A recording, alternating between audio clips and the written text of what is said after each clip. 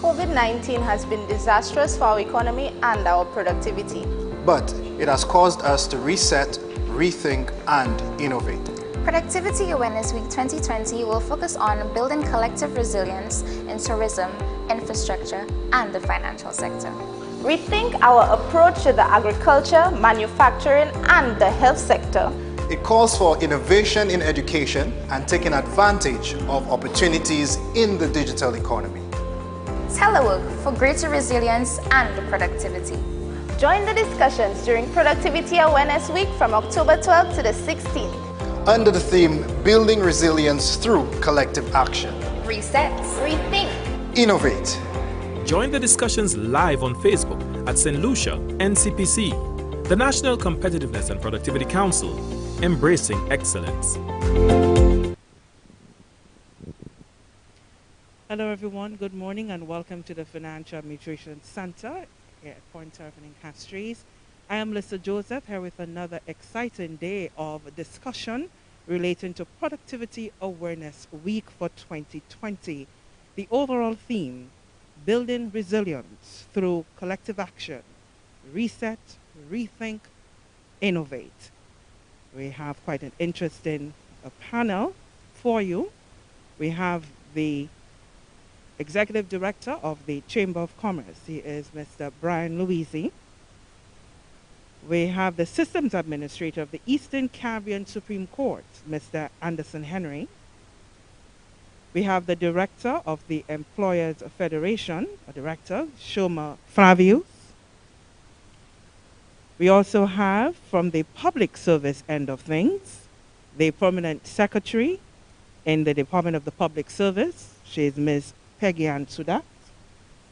We also have Mrs. Sherilyn Monrose Gustav, who is the Chief ICT Officer, that's the National ICT Office. And we also have Mrs. Fiona Hinkson, who is the Director, of course she's an economist, of the National Competitiveness and Productivity Council. Today we're discussing the subtopic, telecommuting to boost national productivity and economic growth. We all know, as you can see, we are adorned with our mask. And so we know this is, as we are always saying, the new normal. And it could only mean one thing, COVID-19. This pandemic as a health crisis has caused an immediate adjustment to the way we work in order to maintain social distancing while remaining productive.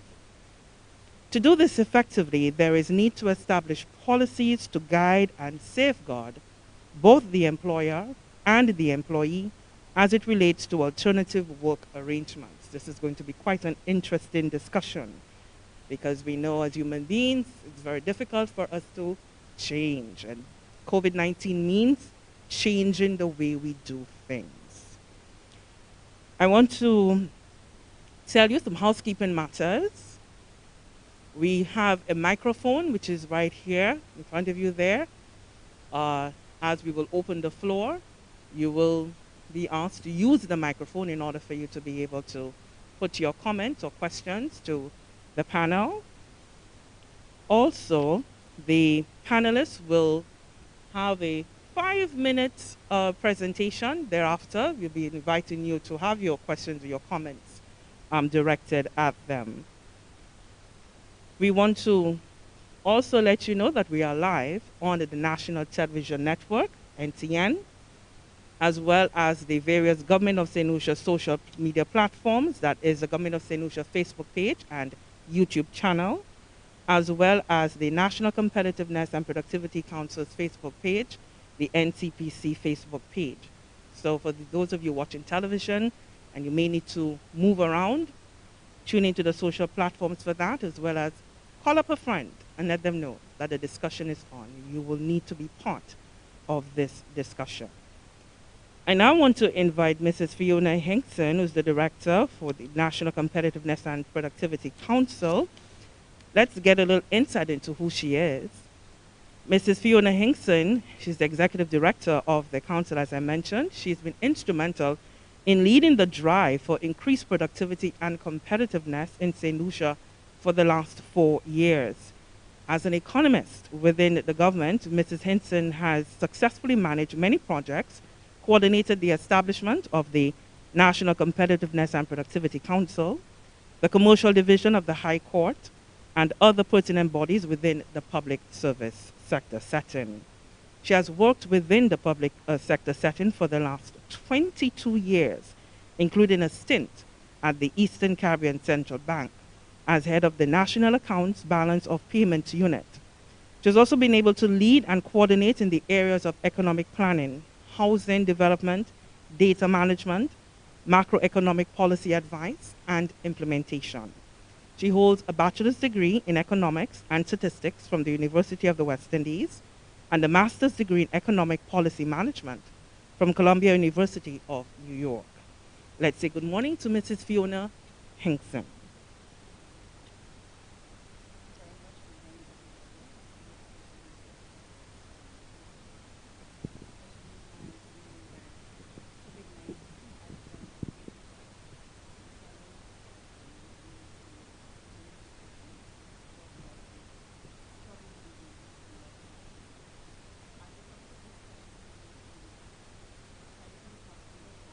A large-scale force. Start again.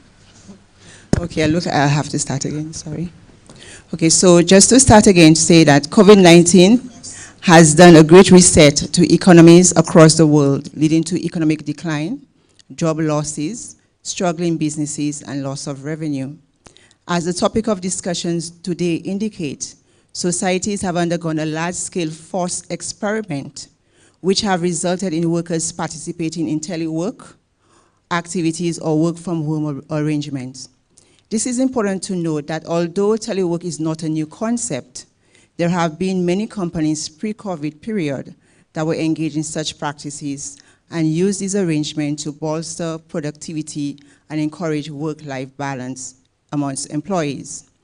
In February 2019, before we all started talking about teleworking in the public service, the National Competitiveness and Productivity Unit conducted this research on alternative work arrangement as a first step in starting this discussion. Little did we know that we'll be forced to have this discussion much quicker than we anticipated. Just to say that pre-COVID, as indicated earlier, an example to be cited in the region of a company that used teleworking as a strategy is Grace Kennedy in Jamaica, and more recently we had Lucia in St. Lucia that did some form of teleworking. So what is teleworking? It's basically work from home or work away from the office and connecting colleagues through the use of the internet or other online tools. The world trend in teleworking, we have the International Workplace Group, IWG 2019 survey. They surveyed 15,000 persons across 100 countries. And out of those persons surveyed, over 50% of surveyed employees worked at least 2.5 days a week away from the office. 62% of those firms globally had flexible work arrangements in place. 85% of employers indicated increase in productivity. 65% of businesses saw reduction of operational costs, and those businesses indicated that the work from home helps retain and attract top talent because you have top talent actually demanding and requesting for those kind of arrangements. Some countries with legislation pre-COVID with work from home arrangements include the Netherlands, advanced economies actually, Australia, the UK, Belgium, Italy, and Norway. So teleworking, there are many benefits to teleworking. And so one of them is that it lowers business operational and capital costs. It also increases employee productivity from the standpoint of employees. That is one of the areas that they said that they feel it increased their productivity. It decreases employee turnover. So if you have employees who can have such arrangements, then they feel comfortable to work and do not have the need to leave an organization. It also decreases employee absenteeism. It allows employees to be more effective, whereby managing your times. So you work during the period that you feel that you're most productive. It reduces commuting time, less time in traffic, And we know the situation that we have every morning when we have to come down into the city for work. It allows for business continuity, as we saw what happened, especially when COVID hit. A lot of persons, like I said, they were forced to work from home, and those who had those arrangements, it was much easier for them. It lowered personal cost in terms of for the employee. At the office, you don't have to worry about buying food. You can cook your own food while you're at home. Transportation costs, vehicle usage, even gas lowers those costs. It lowers the rental costs for businesses. So, for instance, businesses can rent less space if you have those arrangements where you don't have to have many offices or square foot of space. It benefits the environment because you have less vehicles on the road, and it reduces recruitment and training costs. So if you have top talent requesting work from home arrangements, then you don't have to worry about workers leaving, then you don't have to really worry about hiring new persons. So hereby reducing recruitment and training costs. How does it impact economic growth? So I just have a few examples here. This is not the exhaustive list, but we know that higher productivity can lead to higher income. So here's a direct impact here on economic growth. It can also increase business startups. So for instance, if you are an employee who have flexible work arrangements, you decide how you work, but it also gives you the opportunity to possibly start a new business. So hereby increasing business startups as it allows for better flexibility. Reduction of office costs. So as a business, you would have to be able, you reduce your costs, but then you can invest in other areas. Alternative to reducing of office costs, we also have to look at the negative side of it as well.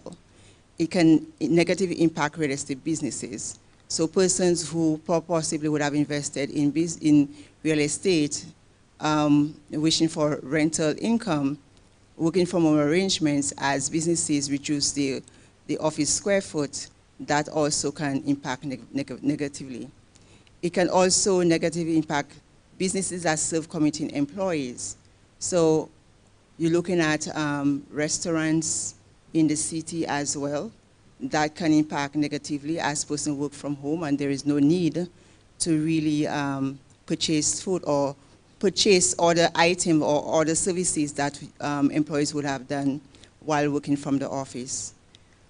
A positive impact is that there is investment in ICT and ICT jobs. So as more and more businesses adopt work from home arrangements, you have the need, or for those type of jobs, you have the need for investment in ICT in terms of online tools that you would need in order to support work from home arrangements.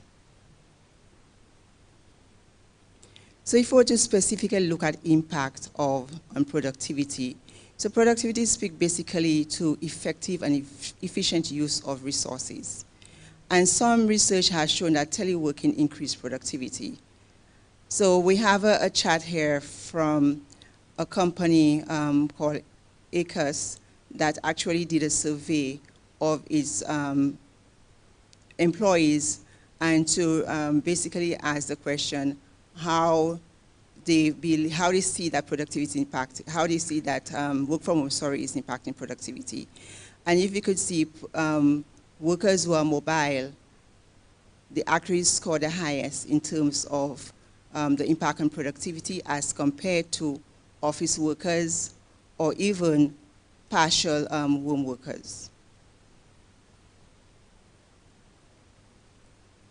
We also have more studies which show that field experiment we've called centers employees in China, that teleworking enhanced total factor productivity. So the positive effect on productivity arises from both improvements in individual workers' performance as well as I indicated earlier, reduction in office space. So teleworking is unsuitable for tasks requiring face-to-face communication. Another impact on productivity, experimental approach indicate that teleworking may have a positive impact on creative tasks, but a negative impact on dull tasks. So so thereby having a positive impact on innovation.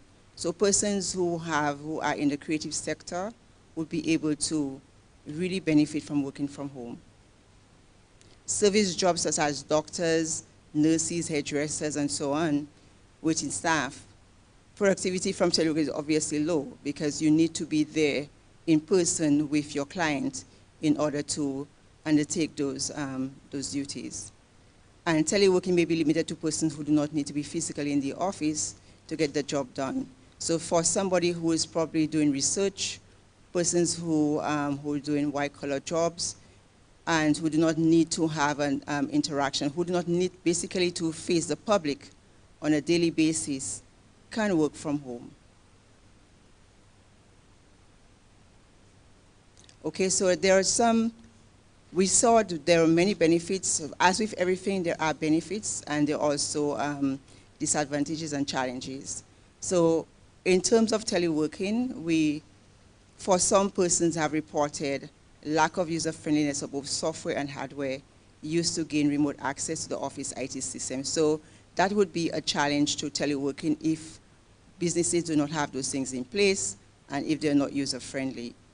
And as I said earlier, some tasks must be conducted in the office. So teleworking cannot be used by everybody. So if you have your clerk in office, your receptionist, and so on, it is very difficult for them to do teleworking and so on. The loss of valuable quick communication that is only possible face-to-face, sometimes with your colleagues. Sometimes, you can just walk around the corner to your colleague office and say, can we have a discussion on a particular matter? This is very easy when you're in the office, but through teleworking, you have to force the situation to happen or be able to get into that habit of maybe a Zoom call or a telephone call in order to get that kind of quick interaction. And another challenge to teleworking may be poor working environment at home. So you may not have a suitable place in your at home to be able to telework. And so there are many challenges, but in the end, there are also many benefits to teleworking. Okay. So I'll stop here, thanks.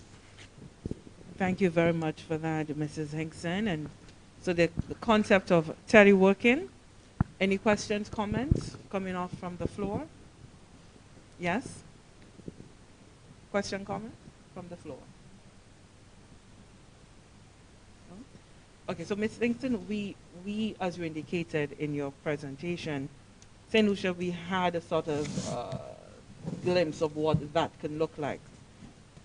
Do you have any sort of feedback, whether it be from the public service or the private sector, regarding how we were able to manage with that business continuity that you spoke of during our phase with our lockdown and curfew hours with COVID-19? Thank you. This is a very good question.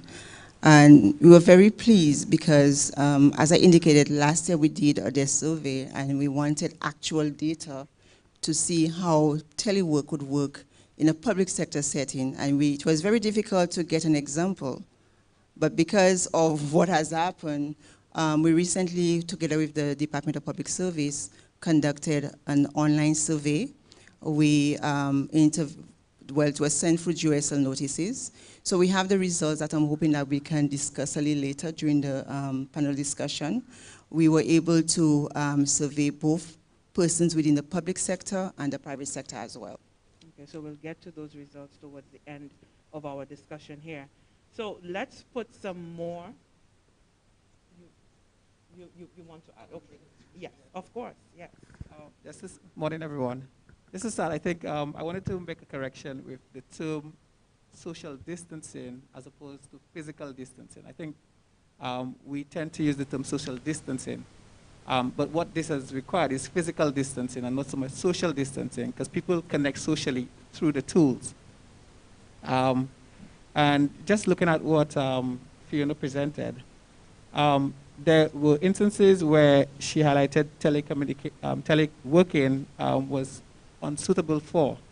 And especially situations that require face-to-face communication. And I thought that when you think innovative solutions, you actually find ways around it. So I think we see limitations as opposed to opportunities for solutions. And one example was the ease of communication of walking into the office. And that, for me, is a non-issue with telecommuting. Let's move along and say good morning to the Executive Director for the St. Lucia Chamber of Commerce, Mr. Brian Louisi.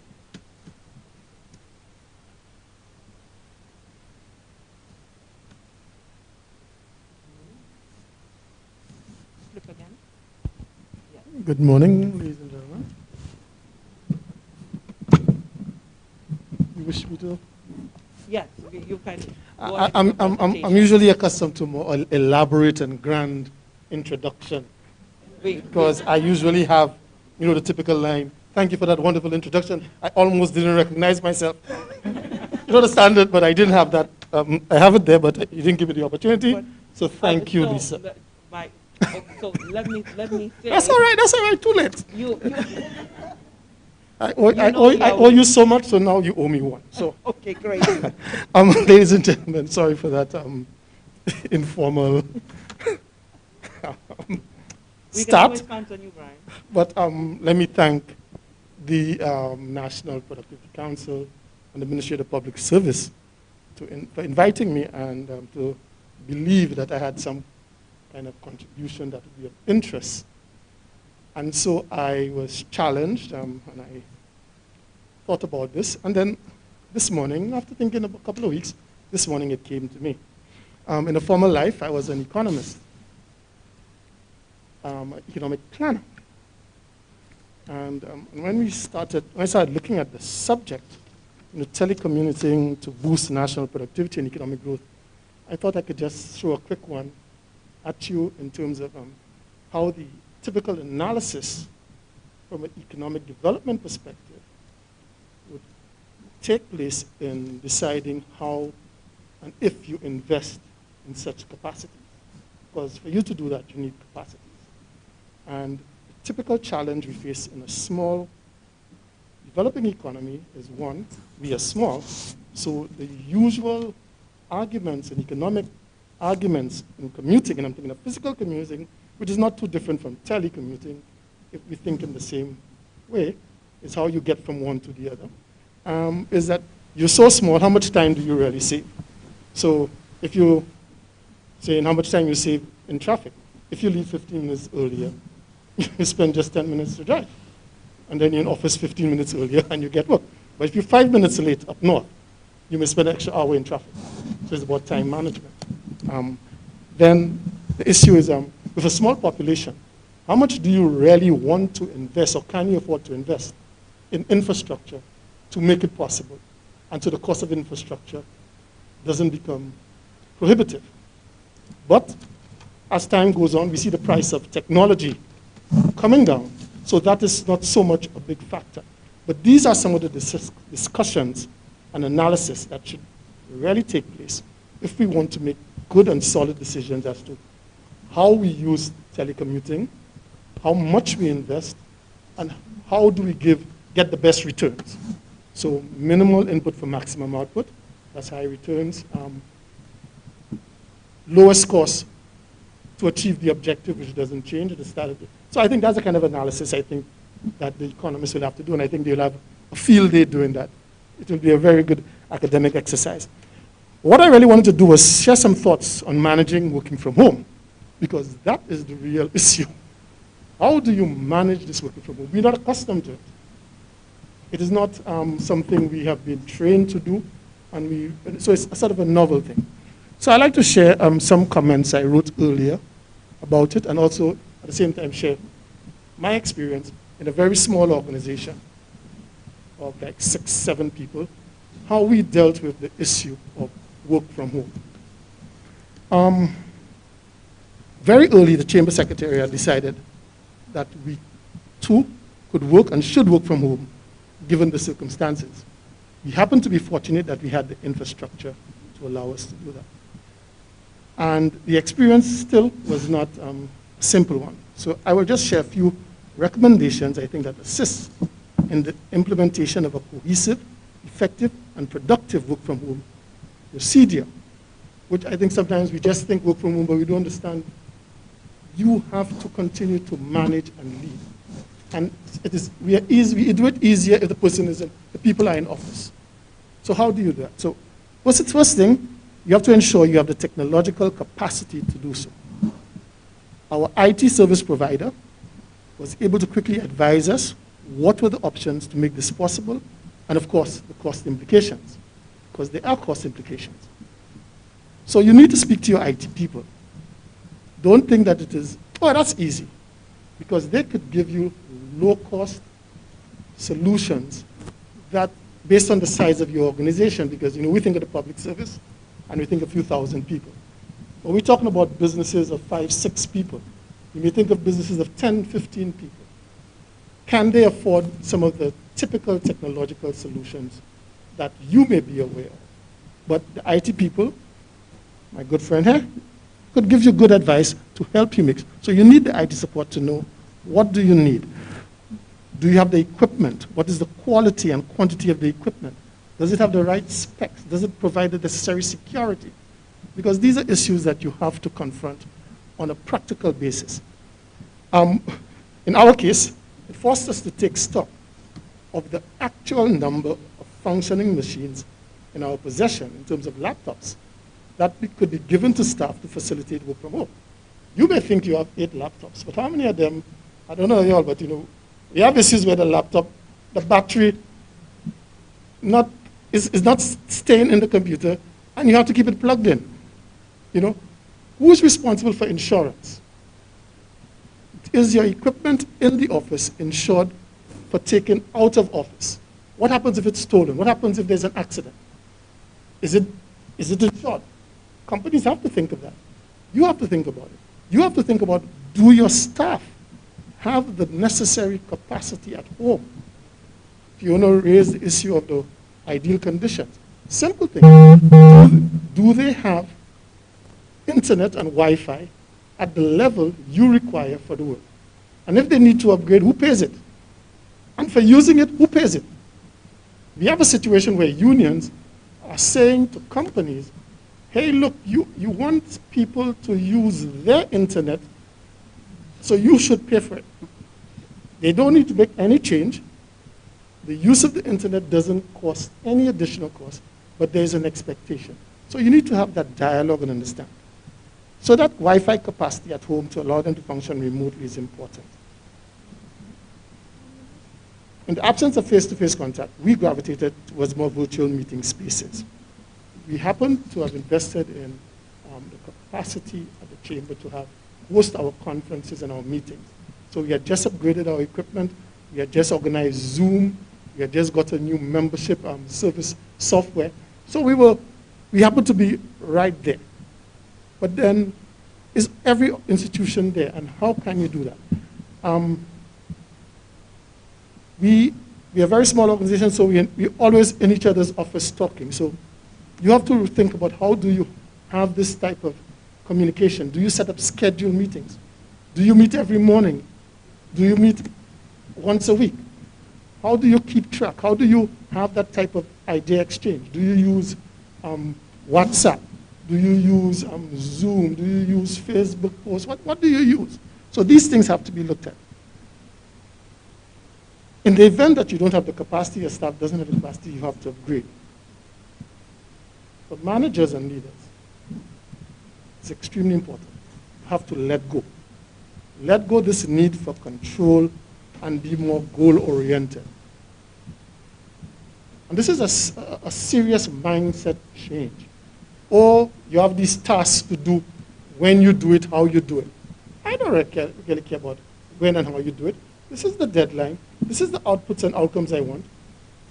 You figure out when you're going to do it. But at the same time, I'm saying that, but I'm a control freak. They tell me I have ADD because I give the deadline of Wednesday, and Monday I'm saying, where's the information? And they said, but you said, I said, no. And then I said, but there are 6 other things that are urgent. And I wonder now. So we have to learn to let go and be strategic in our management.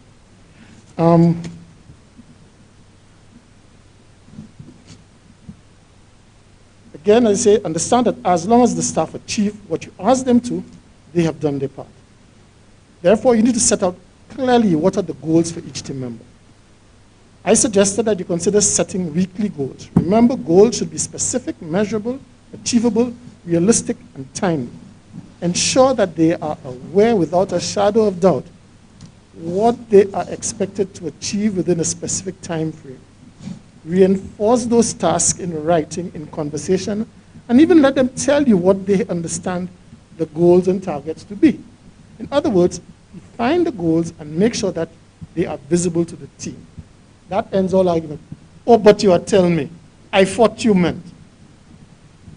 And we had a perfectly wonderful conversation, and we are great communicators, and we are great listeners, but we always end up, that man tell me and this. So we have to look at it. Working from home with the staff, and you have to ensure, let them know, working from home cannot involve Netflix in the background. Working from home is still working, but just from home, and staff should be encouraged to treat it as such. Advise them to limit distractions as much as possible and adapt the home work environment. But there's a question again, who pays for that adaptation that may need to be done? Do they have a good desk they could work from? Or do you think they could work from their bed and next thing their back start to hurt them and all of that? Do you need to take a chair from office and deliver it to them? You know, you have to think of these things if you want your staff to be productive and effective. The other thing you have to also understand, who can really work from home, and in the pandemic, this becomes a myriad of different situations. So it cannot be a one-size-fits-all. If you want it to work, you really have to understand and engage your staff. Give your staff the autonomy to organize their schedule every morning. Insist, however, that on a daily basis, a report or update is shared to monitor progress on tasks assigned. Request, my thing is request that they answer 3 simple questions. What did you work on yesterday? What are you going to focus on today? Have there been any roadblocks that prevented you from achieving your goals? Ask them to answer in writing, in short detail. Yeah? Short with detail. Because that's the only way you could give them support and help. That's the only way they could assess how they're performing. Dress code. Now, I'm sure all of you all saw this dress code where they have Zoom meetings and the fellow forget and he stand up or he go into the toilet. So you have to think of it. Also, sometimes the camera falls. The laptop falls and suddenly you see more than in any event. So dress code. My style was I got up, I had my coffee, then I took a shower, I dressed, and I went to my work area. That worked for me. And then my daughter realized that's how it worked. Because when I came back up at 7:30 in the night, she was like, that's what you do? But you have to be in the mind frame, because when I'm in my shorts and my slippers, that minor working chamber, well, you all know me when I'm out of work. So I suggest that we talk about these types of things. The other issue is communication. Communication is most important and the key. Given the situation, you may need to change the way you communicate with your staff and your staff communicates with you. Key elements of the communication which I thought that worked for us was transparency on working hours. Let's agree what time you're working, because I'm working all day. But that don't mean you working all day. So if I know you are going to come on board at 10, I'm not calling you at 7:30 when I come downstairs in my coffee and I vex you to answer your phone, or you're not on. I know by 9 o'clock I'll receive a report from you, so I condition at 9 I speak to this person, at 11 I speak to that person. If you're working at night, I know first thing in the morning I'll get all your reports. So I'm not there during the day. So you have to communicate so you understand the working hours. But also insist that they must be available during these hours without fail, and they must respect it. You can't tell me you're going to be available at 5 in the afternoon, and then I call in you and you're not there, oh, but just 5 o'clock, that's after working hours. But no, but we agreed on it. So they must respect it, and you must have that kind of rapport. I also suggest a project management system so that everybody could use and report consistently so that we could all see what's happening. Or you could do a simple thing how we started. One folder on the server that says COVID and says update. And you put all your updates in there because my staff has to see what you're doing because what you're doing is connected to another member. But we all know every morning we'll get an update and we will see what you're doing. So you have to have a system to monitor and manage. Chats. If you have an important message to convey, I suggest you do not use WhatsApp. Try to limit its use for information transmission. But if something is urgent, call. And these are the protocols that work for me. Something else may work for you. But think about how do you communicate. What's an urgent? How we do urgent? How do we do updates? You know, we have a thing I call the RACI, which is who's responsible, who's accountable, who should be consulted, and who should be informed. And if I'm responsible, then I'm going to communicate to you differently. If I'm going to be held accountable, I communicate differently. If you're only going to be consulted, I could send you an email and say and tell you get back to me. If you're only going to be informed, I could just put it in the group and say you'll be informed. But if you're not that category, you have to change it. And that is a good management system in any event. I said when an immediate and urgent response is needed, use the phone. Video meetings. Consider hosting these weekly for the entire team. And then individually with each team member on a daily basis, or as often as you need to, because that's how you keep people engaged, you keep connected, you reinforce, you give them a few minutes to talk about anything they want. Because I don't subscribe to this thing, oh, leave your problems at home and when you reach at the office door, no. I don't know two people. I don't know any staff member who could be productive if their children are sick. I don't know any staff member who can be empathetic to another staff member if I tell them I don't want to hear that your mother or father is not doing well or your mortgage behind and that's not my business. Leave that at the door. No. So you have to understand that you're working with people and not objects. And so in getting them in this more difficult time, in this more distant, physical distancing place, that communication and these opportunities are great. As I said, phone availability. If we agree, your phone must be available. And if the issue is now who pays for the call and all of that, all the companies have a plan where you could pay maybe $10 to get about all your phones hooked up to the plan, and there's free calls in between. So use the technology, talk to your IT people, talk to your telecom people. But we need to talk about the fact that we need to have the infrastructure that is required. And that goes to what are we doing to ensure our telecom companies are able to put the infrastructure in place so that we can telecommute at an affordable level, at affordable price. There needs for people, a need for people to think about that, government to think about it, and to engage the telecom companies. What about the environment so that the young, innovative kids can spot an opportunity and grab it? Look how this, suddenly everybody was delivering.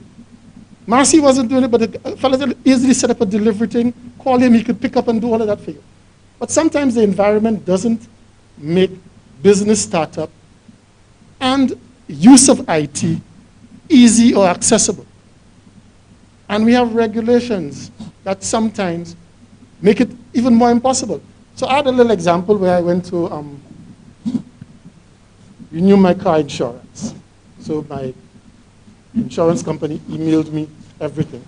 So I go to Ministry of Communications and Works, and I say, here's my documents. And he says, oh, I need the original. I say, what's that? He said, oh, that insurance, I need the original from the company. I said, but how you know this is not original? This is a copy. So I said, where are we now? He said, what? I said, where are we now? He said, oh, we have communications and Works. I said, didn't I see the ad last night? You all were boasting you could get a driver's license without using any physical thing. online, and you don't understand that concept, what the rules say. So the regulations and the rules sometimes prevent innovation. It prevents people from being dynamic. So we have to ensure that we create an environment that allows young people to find opportunity within not just COVID, but within the transformation that is taking place in the digital economy. We talk about the fourth industrial revolution. Do our regulations prohibit or inhibit or encourage or facilitate? So we have to think about that as well. Then I want to just comment quickly on a point that was made, and I think my colleague pointed out that, and he said, we have to find the opportunity. Because typically we say, oh, these people, you need face-to-face for that to happen. But you say medicine, but now there's telemedicine. Yeah? And believe me, there's Google Doctor, yes. You laugh. But there are these things that cause you to act more informed and differently. So we have to think about that. We have to think about, can we find opportunities? Can we find creative ways? And that's where we need to unleash and remove the shackles from the minds, the attitudes of the young people so that they will be brave enough to explore. So they don't feel constrained by the usual response. That's not allowed. You can't do that. I don't know how. Come back. Or where is your copy? So you pay something to government and you come back and tell you, where is your copy of the invoice? So where's your copy? I paid you. Is government ensuring, and that's just an example of, this is the frustration you face when you go to the registry. You face when you go to customs. You face when you go to treasury. I gave you the service, but I must bring a paper to show you that you're going to pay me for my service. So I'm just saying, we have to look at these aspects. And when you talk about infrastructure, it's not just physical infrastructure, it's institutional infrastructure. It is intellectual infrastructure. It is an infrastructure of the mind that allows us to be more than just informed or educated, but enlightened. Enlightened in our approach. The other comment I wanted to make was, we have a challenge in St. Lucia. As long as our economy is so heavily dependent on 3 sectors, we may find that telecommuting is going to be something that will only go so far. In tourism, you can't telecommute a waiter service. You can't telecommute cleaning the room. You can't telecommute the pilot on the plane. You want the pilot to tell you you're working from home today on the plane ready. So there are some things that are practical. A farmer cannot telecommute. The farmer has to go and separate the sap and do that.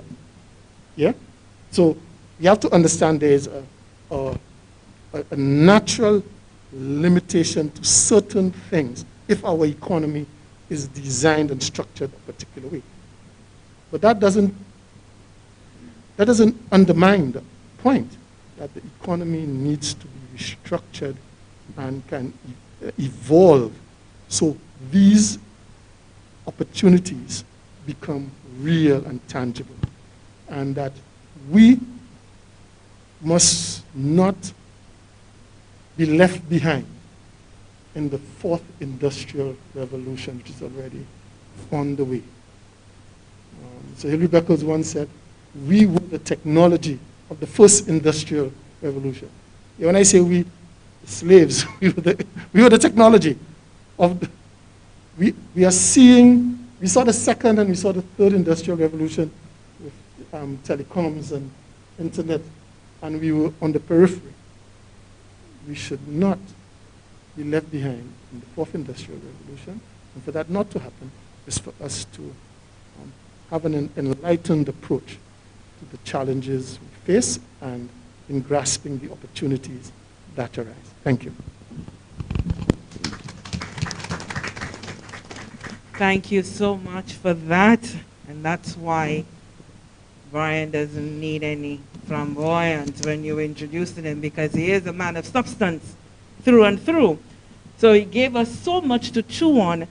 Any questions, comments coming from the floor? Yes, we have before. Okay, pre-COVID, teleworking seemed far-fetched, but we were forced to go into that area. Usually when there is a pandemic or disaster, we often dwell on the challenges, the difficulties. But as a business community, Mr. Luisi, what are some of the opportunities or the gains that the business community has experienced from this whole work environment that we have been forced to adopt? For me, I think there's a much faster acceptance and adoption of the potential and the benefits of technology.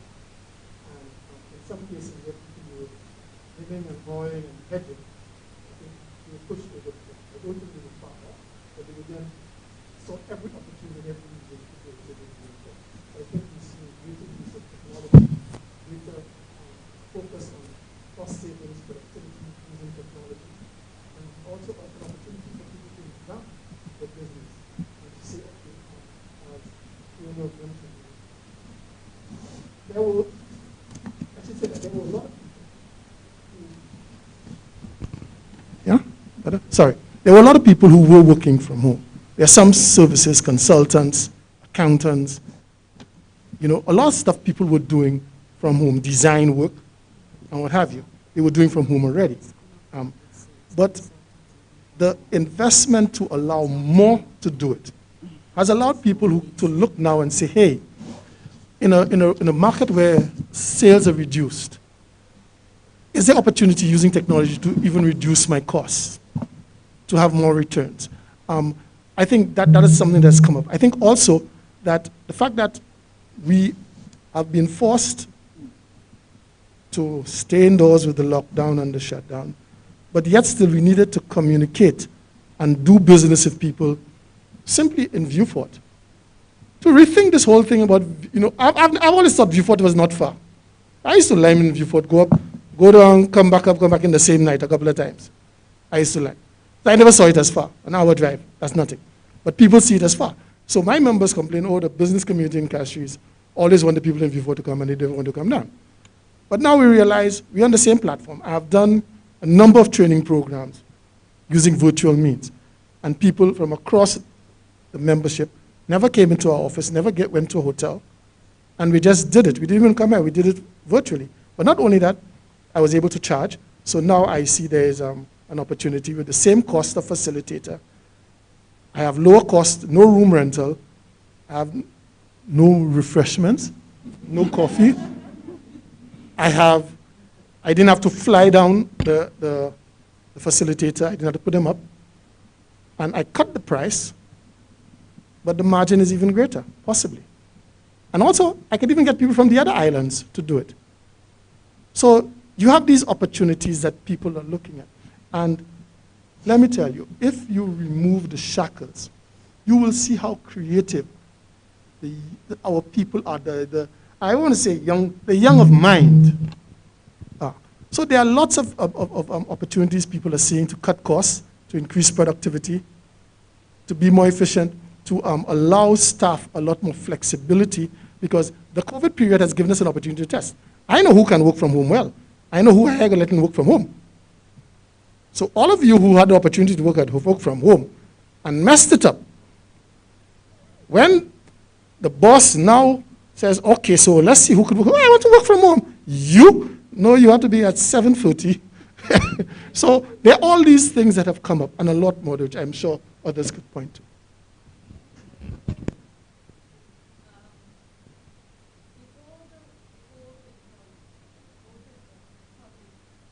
Public service and the private sector have had, I would call a phobia to technology. How difficult it is, or easy right now, for them in catching up with the millennials as far as technology is concerned, which is a very dynamic industry. And a lot of them who, they had difficulty or fear in using certain things, and now they have been forced to do so. How have you been able to train those persons to get them to understand that this is where the world is going, and they really have no choice in the matter? Well, you sort of answered the question. You know, and the cruel reality of the business world is that you adapt or you die. When a business doesn't adapt, it dies. And I could give you the typical story about this guy who became ISO certified. He was the greatest candle maker in the world. He built a new ISO certified factory. I mean, you know, I'm just joking. There was no ISO certified factory at that time, but he was top of the technology with making candles. He sent his company public the Friday. The Monday, he was bankrupt. You know why? Just down the road, he didn't know this fellow Thomas Edison had invented the light bulb. He thought he was in the candle making business, but he was in the light business. So you have to understand what business you're in. You also have to understand that if you don't, you will. But I also say you need inducement. You need encouragement. So sometimes I could get away with not doing it. I mean, I happened to learn, PowerPoint in a few hours, taught by my great friend, Mr. Smith. I shouldn't say it a few hours, an hour. He taught me everything I thought I needed to know about PowerPoint. And until I had to go to this big conference, when they showed me a sample of the PowerPoint, I went back to him and I did a 3-hour session. You know, so necessity causes you to take action. But the other thing is also you must be empathetic. Let me assure you that the older persons we speak about, the more experienced persons, we have not only to be patient with them, but we have to engage them so that we can learn from them and benefit from their experience for us to see the value of this new technology. Being able to work in this multidimensional team of experience and youth, you will be shocked how young people, if they get an opportunity to sit with and work with, and they do it in a constructive, empathetic way, they learn so much, they get so much more from it, and from the technology. And we say about the technology, they're reluctant to use the technology. How many of you have grandmothers over 70? How many of them have smartphones and does FaceTime the grandchildren? But they tell you they can't do it. When we show them the utility, and we show them that it is not as complex as it is, and we are good teachers. Sometimes, you know, we say we have bad students. Sometimes we have bad teachers. So we have to think of the ways we can, and I think it is possible. And as I made the point, even before you asked the question, it's not the old people. It's not the young people. It's the young of mind, young of spirit. Because I know some young people that they call them for la vie dual. They're old. You know, so I think we can do it and we should do it. And it is difficult, but we must understand we must invest in training. Training has the highest return for businesses. Good training. Targeted training. So if we train our people, we work with them, they can adapt. Before we move on to the next presenter, Ryan, in your contribution, which was very phenomenal, it gave us a lot to chew on. Speaking about an analysis of our economy, so we know we're more service oriented where our economy is concerned. Who then should be taking the lead for us to be able? Is it the private sector? Is it the government? For us to be able to have that shift?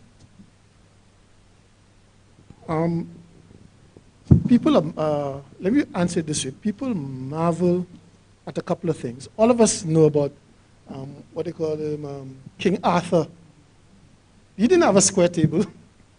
He had a round table. Don't you think that's significant? Too often we try to sit on other sides of the table. He had a round table. And there are some things that the private sector is better able to do. There are some things the public sector is better able to do. We shouldn't enforce this false dichotomy because the public sector does not create wealth. All they do is they transfer. They are the interlocutors. The wealth is created by the private sector. So the government gets its money, from taxing the private sector. So it is in the government's interest to make sure the private sector is able to make enough money so that they get a lot more taxation. Of course, the private sector may always say we want to pay less, but that's going to be a challenge. So that's one thing I think we have to look at. The other thing is that we must understand that as we try to deal with this next normal, and I don't say new normal because the next normal, because at some point in time it's going to be normal. We spoke before about businesses, recessions. We never spoke about businesses shutting down or the economy stopping. Even in war, production continued, it just transferred. This is a very interesting phenomenon. So saying how the economy should move, I think we have to not do projections, but do forecasting. Or we should be talking about where do we want our economy to go. What do we want our economy to be 10 years from now? And when I say we want our economy, we're talking about people. I mean, an economy without people is nothing. When you say you want GDP to grow, you want your people to have a better quality of life. What type of incomes, what type of jobs, what type of housing do we want our people to have? What type of capacities you want them to have? What type of citizens you want to have? And you say, this is what I want, and how do I get there? And you think in a logical framework in terms of, if I do this, I will get that, and we will then get that higher level. So we have to, I think, determine what we want, and we must have that discussion. And it must be a discussion about people. And I insist, if the public sector and the private sector thinks more about the people, we'll be better off. And if you think about it, the companies who serve the people, the consumers, the one they do the best. My final point before we move on to our ICT section, Brian. Listening to you, I almost got the impression that our economy is too small by way of the various sectors, our population size, for us to fully engage the concept of telework and telecommuting. Is that a wrong impression? Yes, you got the wrong impression. I'm not saying it's too small. I'm saying because of the size. Because you have to deal with what you have. You have 238 square miles. That's what you have. You can't say, oh, we're too small, we should have one extra mile. Though we said so and we joined on Pigeon Island, but, yeah. But I'm saying, this is what you have. Your population is what it is. And you have to say, based on that, how do I make this effective? How do I give the people the best welfare, the best quality of life, standard of living? And so, what decisions do I make based on my realities? You cannot have a concept that says, oh, I want us to have spaceships. And you're going to build spaceships for 250 years. You're going to build a subway station because, oh boy, New York and them places, all them cities have underground, so let's do underground. No, you have to say, what I want is not these things. It's these services. I want efficient transportation, cost-effective transportation. And what's the best mode? So you start off by understanding those values and services and as I call it, welfare you wish to provide to your people, and what's the best way to do it. So you have interests, and different positions will help you achieve the interest. So you want to go to Vieux Fort? You could get there by boat, by sea, by air. You could walk. It's not that you want a car. You just want to get to Vieux Fort. So if I could get you to Vieux Fort by a helicopter, you're not going to be upset. So it's that kind of thing. I want welfare, and how do I achieve it based on my circumstances and my capacities? And you deal with the realities you have. I'm not in any way suggesting because we are this size, we cannot. I'm saying because we are this size, we must in a particular way. Thank you. Thank you very much for that. And let me just go to the Facebook platform. And of course, for those of you at home on your device, you can post a comment, a question. We will be very happy to pose it here to the panelists. Just a comment coming in. Establishing routines will help in maintaining communication between the units. Once you have routines, transitioning to working online or at home can be easier to manage the communication among staff. And someone also gave you great thumbs up, just to let you know, from online. It says, I like this guy. He's right about everything. So, yes, before we move on, we have another question, comment. Thank you so much. Yes, morning. My question was really in terms of our economy and the long-term effect of teleworking. I don't know if you can hear me properly, the mask. And the long-term effect of teleworking. So my question is really, is teleworking in the mid to long-term good for the economy? And I suspect you already touched on your answer when you said that production doesn't cease, it transfers. So what I'm thinking about is, in our present state, if we're talking about, well, you know, people are traveling less, so less gas is being bought. Transport workers are making less money because people are traveling less. The people who sell the food for lunch, they have less to sell, less people, well, less business. Office space is not required as much anymore. Babysitters, you know, that sort of thing. In the midterm, you know, can our economy really be ready for that? And in the long term, you know, what is the prospect? You know, how do we handle that? I understand, okay, I'm at home now, so, you know, I wouldn't be buying food, but I might spend more at the supermarket. So the money just transfers there. But what about the person who is selling the food? Do they now have to go to JQ and Julian to look for a job? That kind of thing. Or, you know, what is the outlook for that?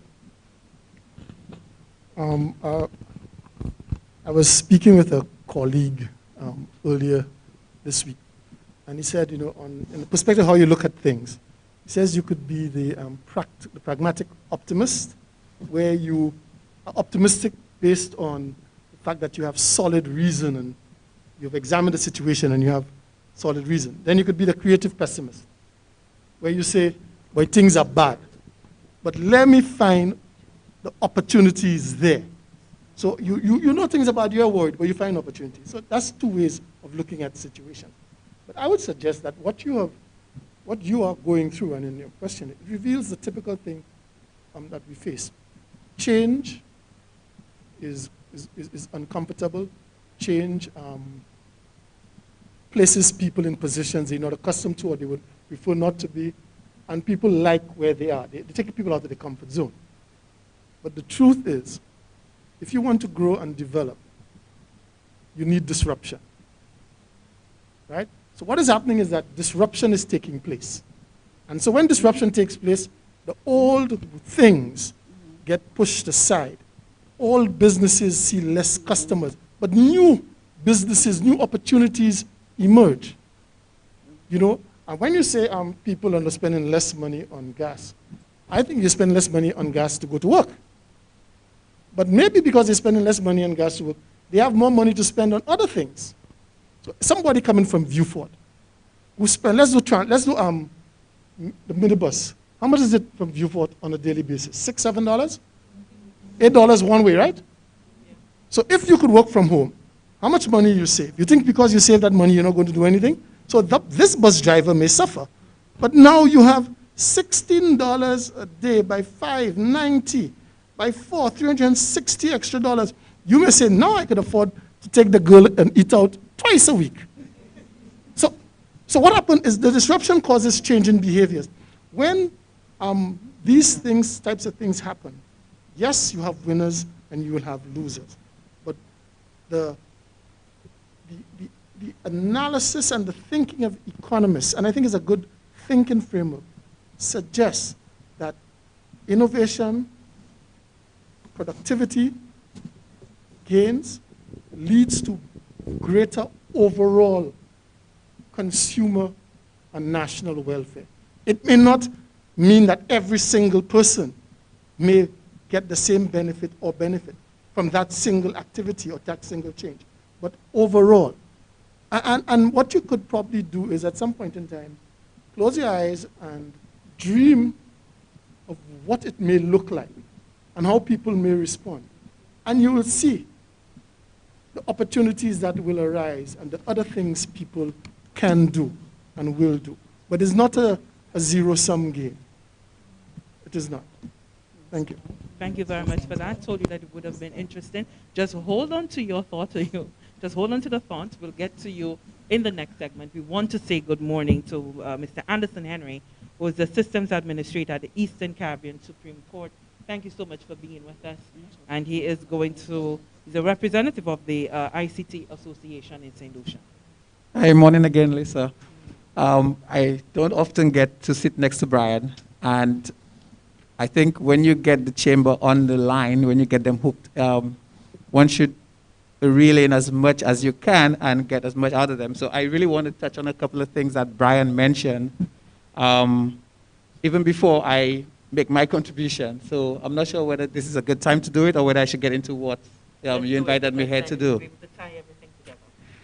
All right then. So in opening, Brian had put on his economic hat.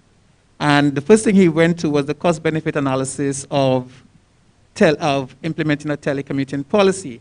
Now, what we realized was that COVID didn't give us a choice. We basically could not say, was it beneficial? We would die if we didn't find an innovative way to survive outside of our physical location. So there's no cost-benefit analysis, Brian.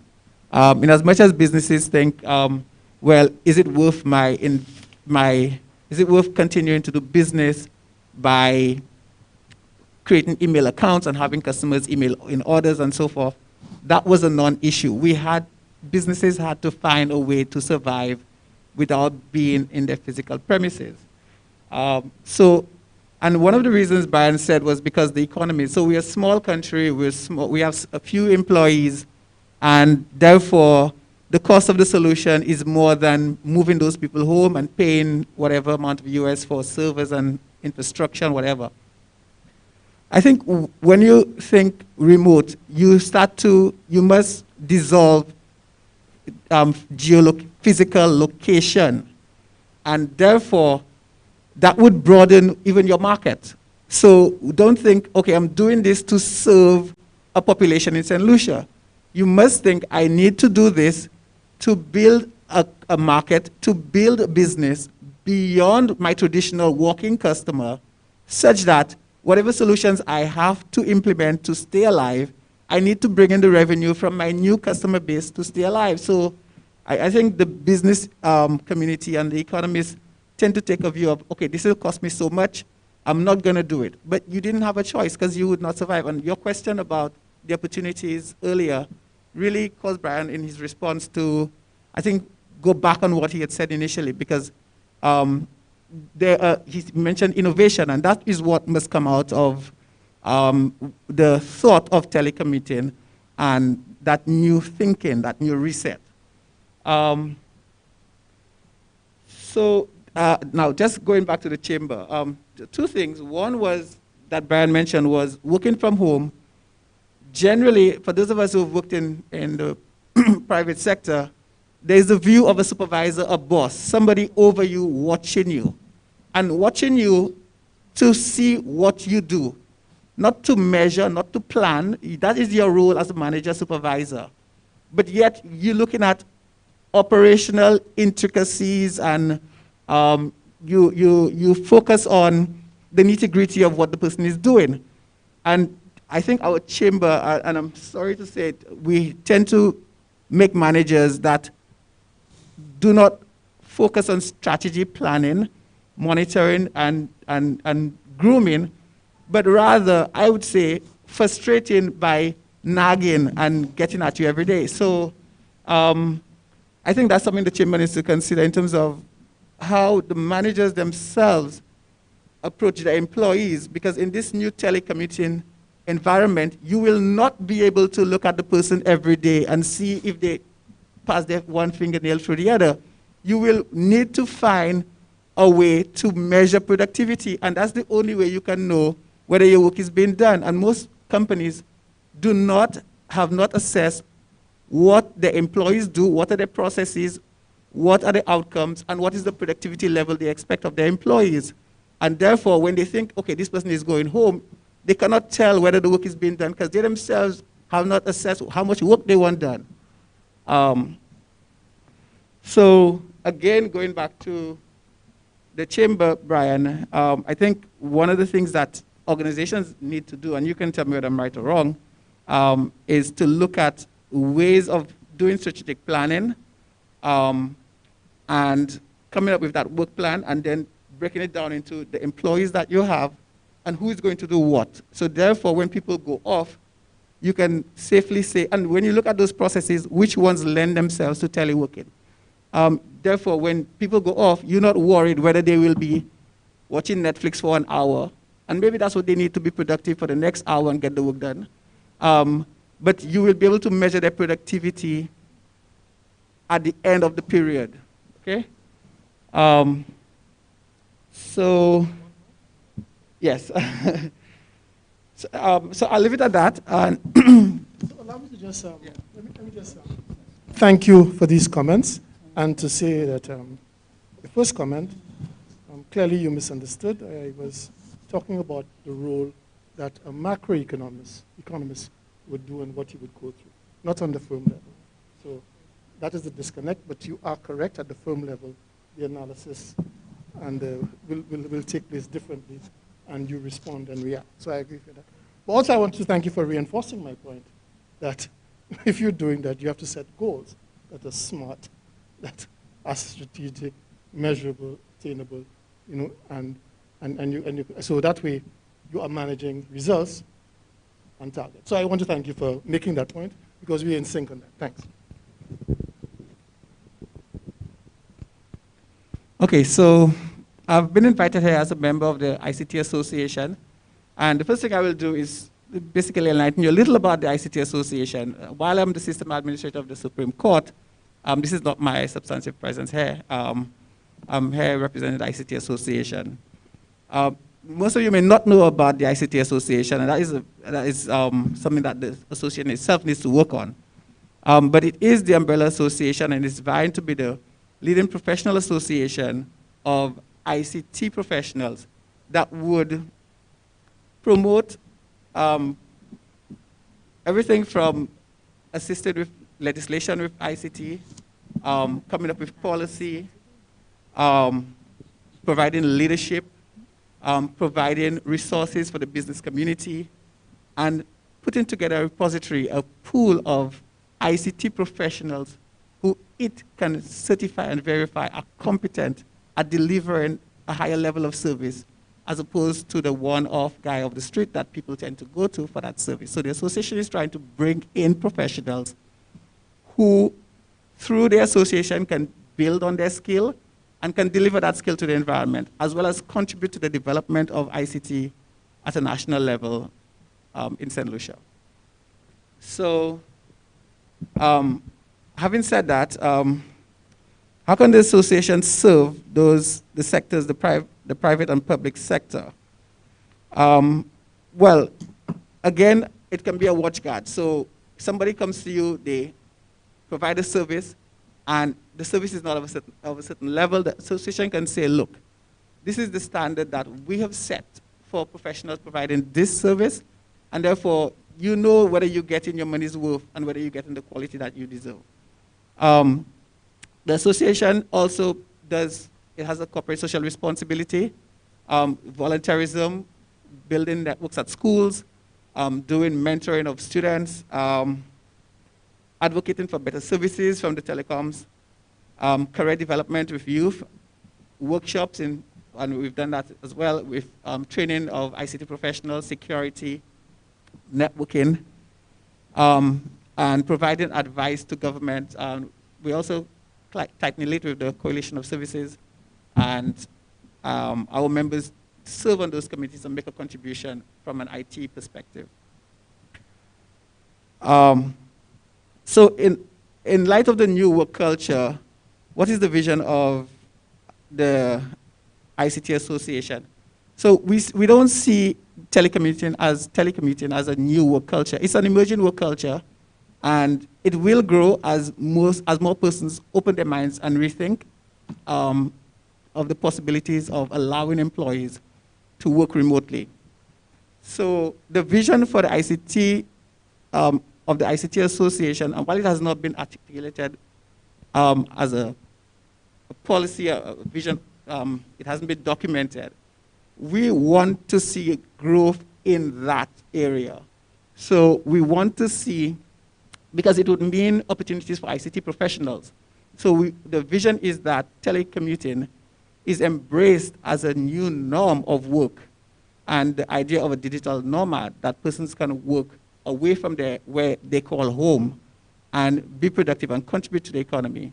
That will, again, create opportunities for ICT professionals, and therefore the ICT Association is encouraging of this emerging norm. So this is coming down a bit, and I want to stick to my 5 minutes here. So one question was, what did we find was the state of readiness what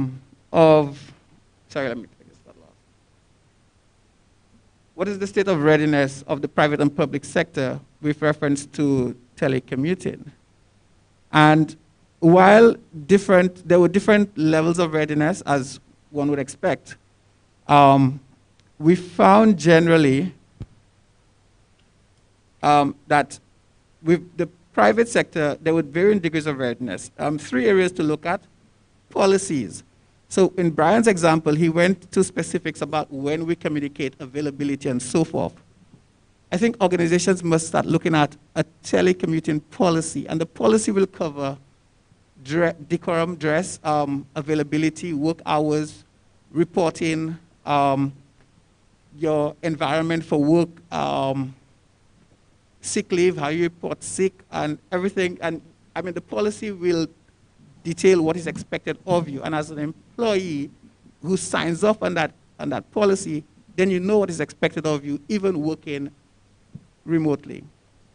So we find that policies were not in place. Technologies, both in terms of hardware, software, and the telecommunication. So persons needed laptops. Businesses didn't provide employees with the tools to work remotely. Businesses didn't have the necessary software in place, or the in-house systems will get to working locally as opposed to allowing that remote connection. And the telecommunication, so the bandwidth out, businesses generally did not have sufficient bandwidth to support that many persons now working from outside of the office and having to connect into the office. And a significant one was the training. So persons were going out there and they now needed new tools to work remotely, but yet that training in terms of use of those tools had not been done. And likewise, for the public, this was a similar situation in the public sector, and a typical example was what obtained with the school, the education system, where teachers and students now needed to have remote instruction, and there was not that assessment of device availability, internet access, teacher training, and what tools were used and what were the policies. So again, both public and private sector were at different levels of readiness, but these were some of the things that we found were lacking in terms of the readiness. So what were the challenges faced in pursuit of transitioning? So generally, cost is a big one. So the high cost of the bandwidth and technology, availability of hardware, the cost. Generally, there was no hardware on island. Persons were scrambling to get devices to work from home and to provide to their employees. So that was a challenge. The high cost of solutions. So yes, what are we trying? What do we need to implement to get our employees to work remotely, and what is it going to cost us? So that was one of the challenges faced. But I have here training and mindset. And when I say mindset, it is the thinking that if persons were not visibly present, that they were not being productive. So persons didn't want to let go of, okay, this employee is a work from home employee. They always wanted to know that you were back in the office, you were in at 8, and you were out at 4:30. And so that rethinking is the work done? So that mindset change. So just jumping down a little bit, what are some of the requirements for successful transitioning? I think you need, first and foremost, to have buy-in and commitment from senior management. And you need to have that in place policy. And you need to identify your processes and who's doing what, and think of innovative ways to accomplish your work remotely. And think of what solutions can allow you to achieve that. And in terms of cost, as Brian alluded to, the cost will vary based on your chosen solution. So you can't say one solution fits all. And different companies and different institutions are different states of readiness. So in terms of what it would take to work remotely, the cost would vary on the solution that you're looking at and your state of readiness. And lastly, I just want to look at an example, not so anonymous, of a success story. And it really comes back to home where I work, in that the Supreme Court is an itinerant court, in that the Court of Appeal typically would travel to every member state for appeal hearings. And even prior to COVID, we had started implementing the use of video technology for hearings and a lot of functions that could have happened remotely. But with COVID, no one could move. And so even at the local level, at the magistracy, at the high courts, our judicial officers are now conducting hearings remotely. The Court of Appeal sits remotely and hears matters and has continued even from March. I mean, this wasn't something that started in May. It has been hearing matters from across the jurisdiction. And a significant one, too, is the introduction of the e-filing and e-management of cases in this jurisdiction and others, and where persons no longer have to move physical documents. So you can literally now work from home and submit your documents electronically, have them processed and receive them electronically, and have your hearing heard remotely. So for me, that was a big success story. And there was also technology implemented to facilitate communication, which brought the office together, again with the availability and the policy. So if I want to speak to a colleague, I would just go onto my platform and see them and click chat, and I could video chat or voice chat. I hardly video chat, of course. There's no need to see me if you can hear me. You just want the content. So I'm not one of those that Brian will catch with the camera dropping lower than it's supposed to. Yeah, and so that's my contribution today. Thank you so much for that. Coming out of the ICT Association of St. Lucia, we want to now introduce the St. Lucia Employers Federation. We've heard a lot about the employers. So we want to say good morning to Ms. Shoma Flavius, the director at the St. Lucia Employers Federation. Thank you, Lisa. First off, the Employers Federation, we welcome this activity, and in particular this topic. It's quite timely. We understand and we support that the conversation needs to be led from a national perspective and ensuring that all stakeholders have their individual roles to play to achieve national productivity and economic growth. There is a stigma attached to telecommuting, as you've heard here this morning, in that you don't know whether or not the employee is at home being productive or not. There are stigmas attached to the concept. And so we must start to explore new and creative ways to remain self-sufficient and viable in business, and it includes exploring the work from home concept. So the employer part of it supports the conversation at this time. The Federation, in effect, is a trade union. I know it's probably never thought of in that manner, but our main function is to support members in aspects of labor and industrial relations and we act as an advisory body within the tripartite structure. So as COVID-19 presented its reality, the Federation needed to move to ensure its members, that its members' concerns were represented within those various structures. We needed to ensure that the voice of the employers was represented in legislative efforts that were being considered, as well as work with our members within the varying sectors as they attempted to navigate these unthought of circumstances. We continue to provide support to our members as they face various challenges related to COVID-19 to ensure compliance to our existing labor laws, and will advocate for respective revisions of the Labor Act to ensure it considers new workplace and employment relationship realities. So we are looking at this from the labor standpoint. Like many organizations, the Federation, within the Federation, and that's the Secretariat that is, we quickly turned to the technology platform to address our new reality. This, as most of us know now, did not just happen.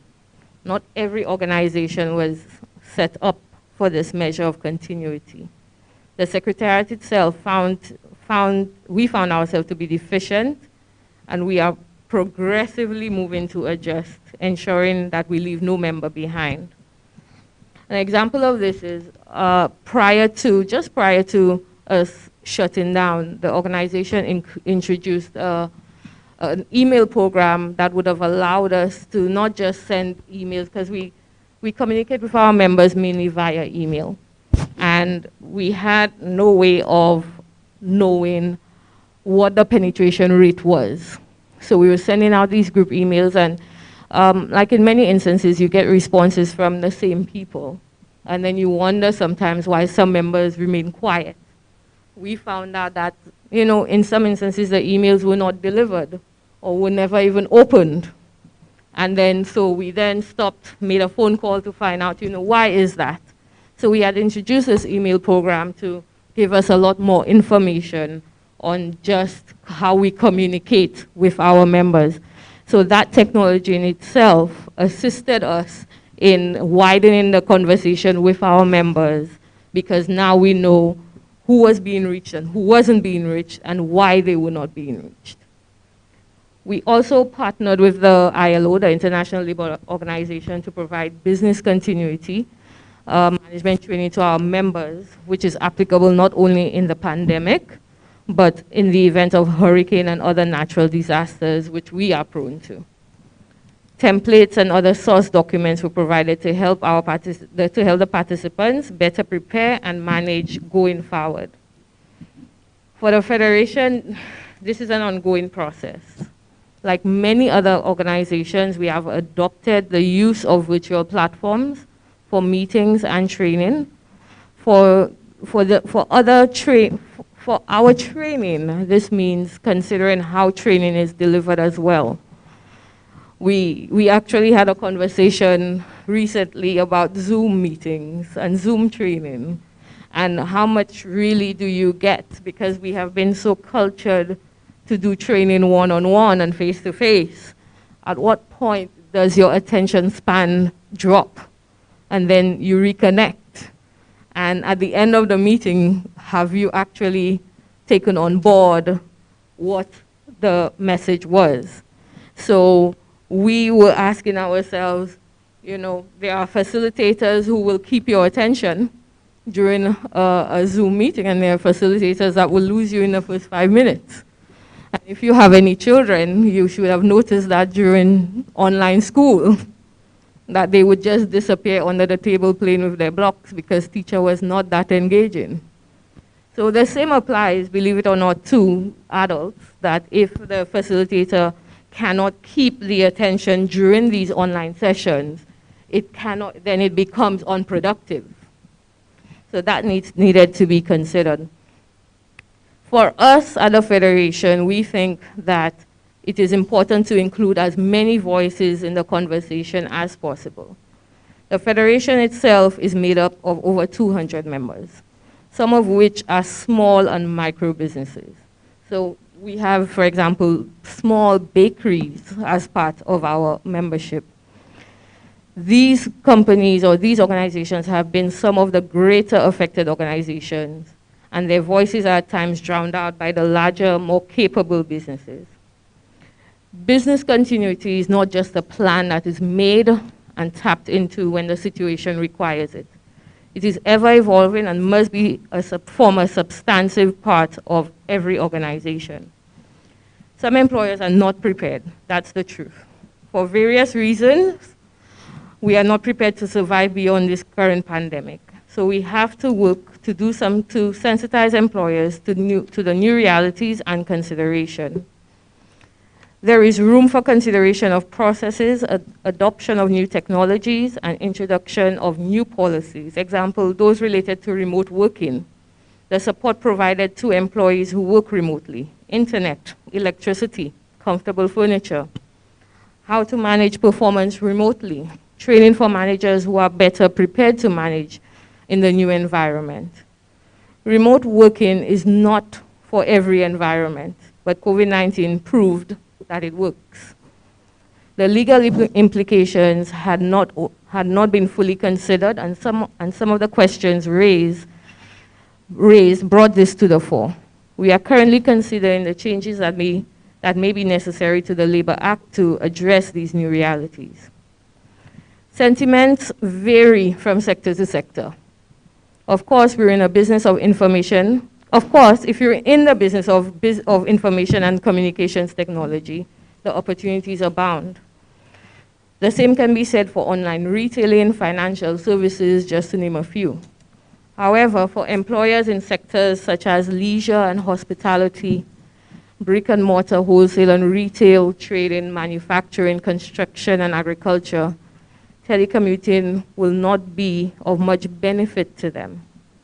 Concerns include the increased costs associated with protocols and personal protective equipment, what support is in place for displaced employees, security of company equipment in the possession of remote workers, what are the employer's liability, example, if somebody gets injured at home while working.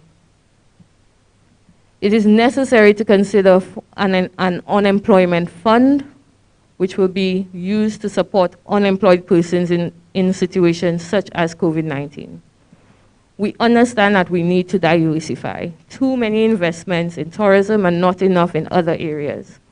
Some sort of support for employers in situations like this, like incentive for retaining employees.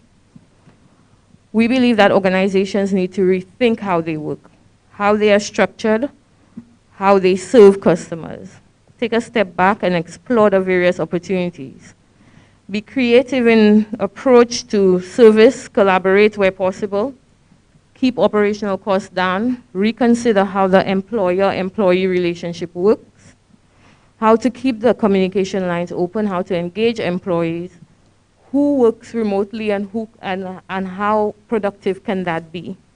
We understand that we need to be flexible and we are open to trying new things. We will pay attention to what is happening in the wider environment in terms of technology and service delivery and find the smartest ways to work. Thank you. Thank you so much for that.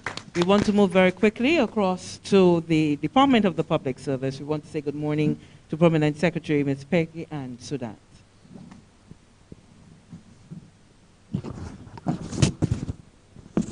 Good morning. This morning, I want to talk about business continuity, and a lot has been said about teleworking, and I would not, in the interest of time, I would not really want to rehash all what that was said, but I want to focus on what we did as a public service to ensure business continuity. And we all know that in early 2020, St. Lucia, like the rest of the world, came to an abrupt halt. We were thrown out of our comfort zone. It was no longer about what we knew. We were forced within the shortest possible time to think of how we would deal with the situation. We were working against something we knew nothing about. 2020 was really the year to reset, to rethink, and to innovate. What was forefront on our minds was, one, ensuring the health of the nation, and as employees, we were managers, employees, we were thinking about our family, staff members, etc. We were also concerned about business continuity, especially of our essential services. And as you are well aware, most of the services in the public sector has a direct impact on economic activity. And there were some really critical services that we needed to continue to ensure the proper functioning of the private sector, of course, who has a very significant role to play in economic development of the country. So as a public service, we needed to act swiftly. We needed to act in the shortest possible time. And what we did, we knew, one, that there were some essential services that needed to continue operating. And I'm sure I don't have to tell you agencies such as, health, police, etc. But more so agencies such as the customs, most aspects of the Ministry of Finance, I should say, customs, Accountant General's Office, etc., the Department of Commerce, a number of these agencies had to continue working to ensure that we did not come to a complete stop. We at the public service, in the shortest possible time, we prepared a pandemic response, preparedness and response plan. And what this plan did was to really focus on the health component for the public service. So we were able to look at how, well, the objectives were really to mitigate against the contraction of illness and loss of life, establish communications with relevant local authorities and emergency services, mitigate the impact of disruptions on operations, provide procedures and resources needed to assist during the outbreak, assist in avoiding confusion during crisis by adhering to procedures, and establish procedures for the reinstatement of government services post-disruption in a seamless manner. So just indicate that we looked at, within this policy, the COVID-19 preparedness and response plan, we looked at things like the protocols for symptomatic employees, asymptomatic employees, and so on. So if somebody falls sick on the job, what is expected? If somebody falls sick at home, somebody has a fever or something, what is expected of them, etc. So this plan, more or less covered that. But we also had what we call the alternative work arrangement policy. And the alternative work policy, again, was a document to ensure the continuity of government services. It provided some guidance. It provided guidance to heads of departments and permanent secretaries to enable them to ensure the continuity of services in a very structured manner.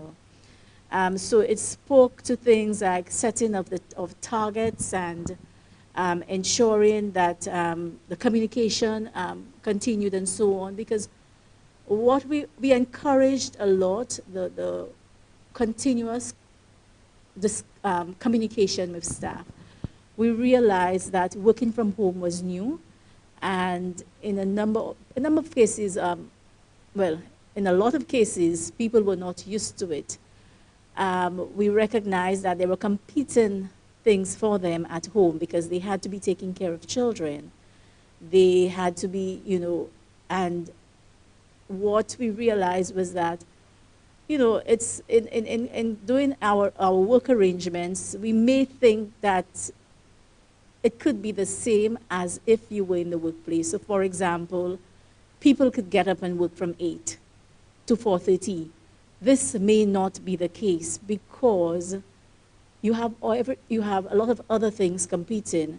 Your children are working from home also. You have toddlers, etc., that needs attention and so on.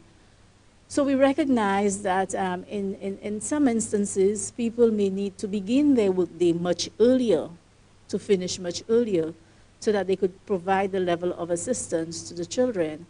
Or they may need to start even, maybe they may need to start much later, or they may need to go about it in different, shorter time periods.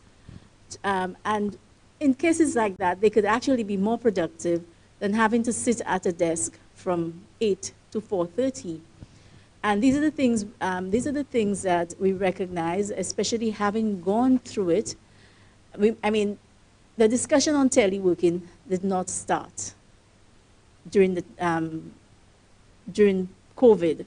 It started much longer than that. We, as a public service, it was not something that we really saw as, I don't want to say necessary, but no effort was made in really making it a policy of the government. And it is very interesting that we have gone through this period so we understand what the challenges are. We understand the success stories and so on. And that in itself could enable us in the future to make a decision, a better decision with respect to where we are going. And so as public service, we thought that we needed to give some level of assistance as persons. It was new to people, and we wanted to ensure as much as possible that there was a seamless transition to what was happening to us at the time. I think what teleworking is calling for is a new type of management. It calls for a leadership that supports the new arrangement. I just want to backtrack a bit and say our alternative work arrangement policy spoke to teleworking, but it spoke of the rotation and shift system during the time. And this is why I'm saying, I'm talking about the new arrangements for us. So it needs a leadership that supports the new arrangements. There is a level of suspicion that if people are working, and I think one of the panelists may have mentioned it before, there's this thinking that if people work from home, they are likely to be less productive. And so a lot of people may not buy into it. A lot of leaders, a lot of managers may not buy into it. But again, we have to understand who we work with. We have to understand who is able to work from home. Again, a panelist before me spoke about it. We've had the experience, so we very well know who can work from home. More importantly, we need to understand what can be done from home. Okay? And thirdly, I want to talk about the environment. Although you may be able to work from home, although your work can be done from home, do you have the environment that supports you working from home? So these are the things that we need to consider. More importantly, in engaging in teleworking or telecommuting, as some persons would say, we must ensure that we have an effective communication plan. There must be the constant dialogue. First and foremost, we must communicate expectations. What is it we expect people to do? What is the criteria used to do certain things? We need to ensure that they understand their targets and what successful achievement of these targets would look like. And that must be a continuous dialogue. Not only would it assist in performance, but it will also increase the level of trust between employers and employees. So it is very important that the communication is consistent. It is happening at the times it is expected to happen, etc. I also want to mention the establishment of boundaries. And it is very important that we understand, and there is an understanding between employers and employees about boundaries. And in communicating with people and understanding when they are best able to work, we understand, look, this is the time that we cannot reach them. I'm not saying that, there are cases where, emergencies arise and you need to get somebody, but we have to have the discussion of when will this individual be available, and that will have been based on a discussion about what are what is the right time for them for working. Sometimes I think in the public service, almost everything is an emergency. So people call any time and anyway. But we did experience, and based on conversation, so for example, within the public service, what we did during the work from home arrangement within the Department of the Public Service, we had frequent meetings with managers, but we were also encouraging managers before they got to the meeting. Of course, it happened via Zoom, but before they got to the meeting, they needed to have discussions with their work teams to find out how people were doing, how people were feeling about the situation. So in addition to talking about the work, have you met your targets, we also wanted to know how they were feeling and how we could have supported them during the time. Because these people were used to coming to work from 8 and the kids are at school and they work and they focused on work, but now having to go home and work from home, the environment was totally different. So we must establish the boundaries. It must be clearly communicated, clearly understood and agreed to. One of the most important things too is to help people embrace the change. It's a lot for some people. It may have been a seamless transition for some, but for some it's a lot. And we need to help them. We need to understand that now. Some people will embrace it very early in the game, but there are some people we have to work with. It takes them a longer time to get to understand the new arrangement, to accept the new arrangements. And of course, like I said before, the new arrangement takes into a lot because now your personal life can be mixed with your work life. So it takes a lot to understand. And there are some people who need a little more support, a little extra support than others. So we need to identify these individuals. So it's not about why so-and-so is not meeting their targets and the other person is doing it, but the discussion may have to be different with so-and-so to enable them to be productive.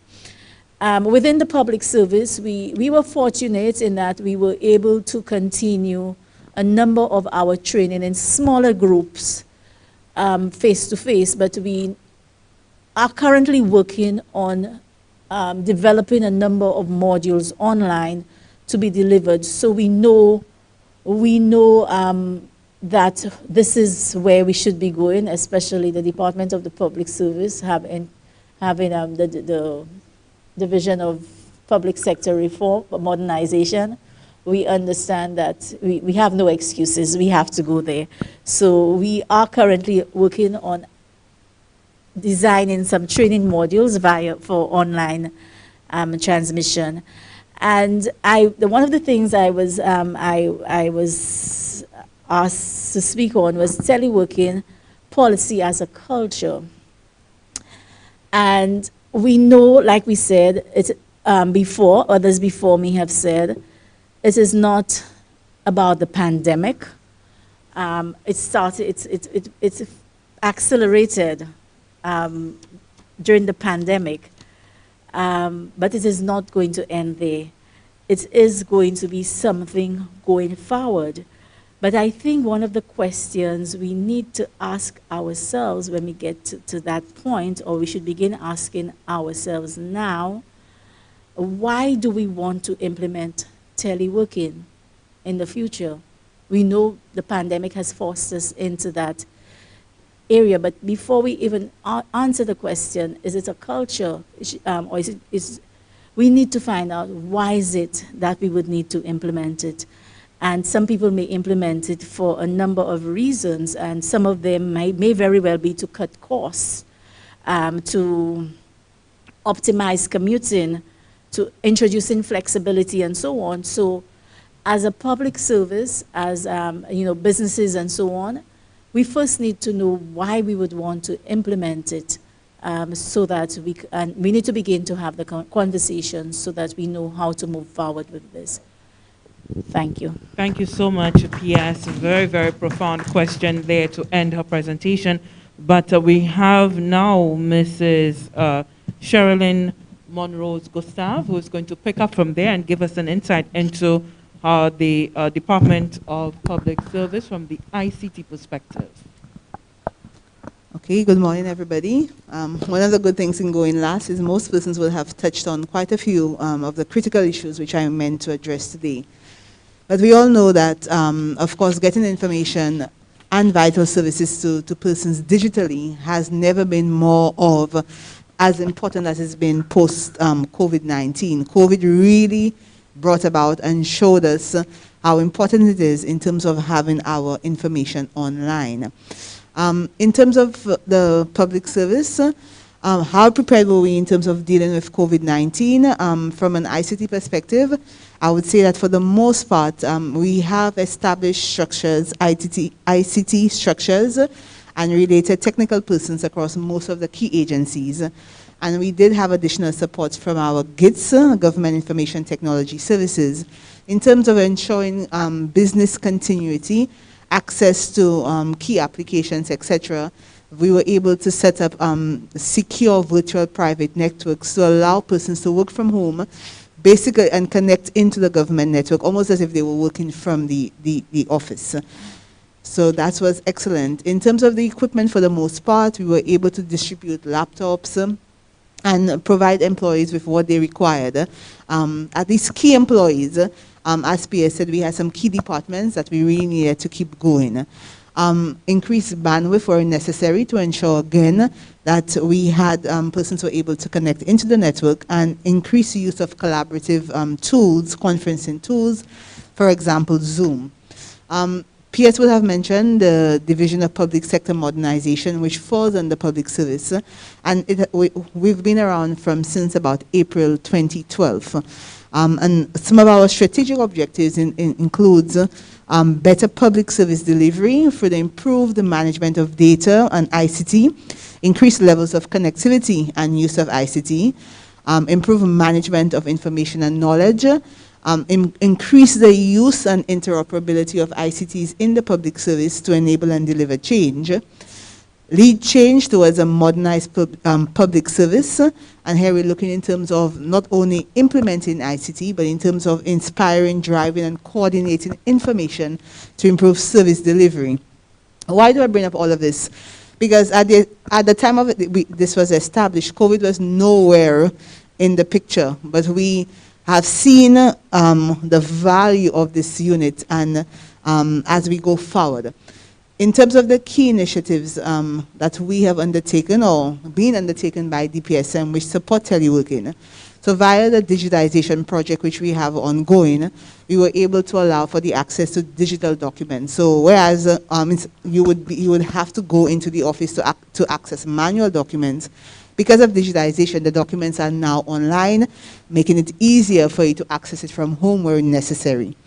I indicated increased bandwidth intranet, and of course we know the government is currently in the process of undertaking what we call the CASIP project. And really and truly, it's all about a dedicated fiber optic network G1 to the government services.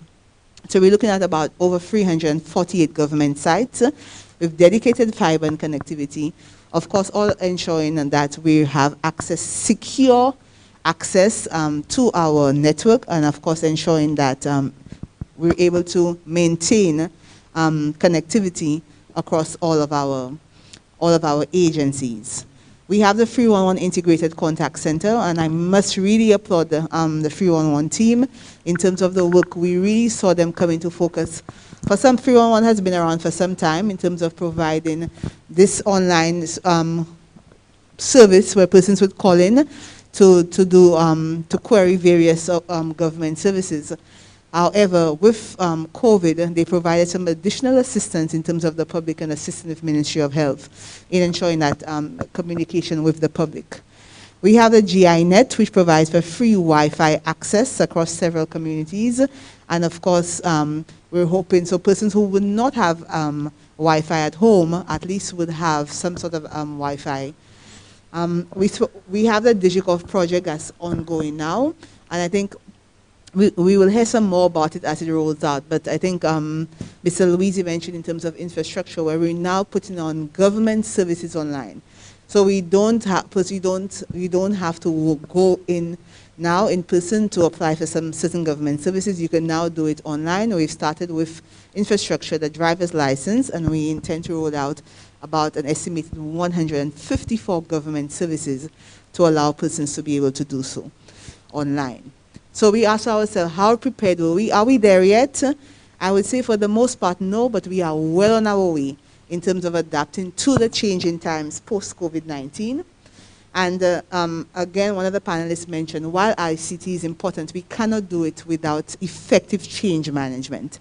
So part of our objectives of the division is to work in terms of change management, getting persons to think in terms of the modernization level, innovation, and see how encouraging persons like PS said in terms of changing their leadership and their management in terms of how do we manage persons going forward in a digital economy.